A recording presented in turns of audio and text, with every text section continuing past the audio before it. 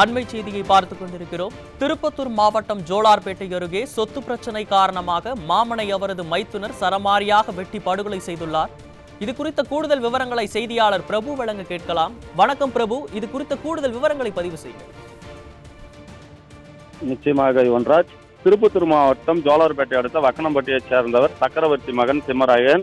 இவர் real estate மற்றும் finance தொழில் செய்து வருகிறார். இந்த நிலையில் அவருடைய சொந்த அக்கா மகன் சக்கரவர்த்தி என்பவர் அவருடைய 3 ஏக்கர் நிலத்தை வேறொரு நபரிடம் 38 லட்சம் ரூபாய்க்கு அடமானம் வைத்துள்ளதாக கூறப்படுகிறது.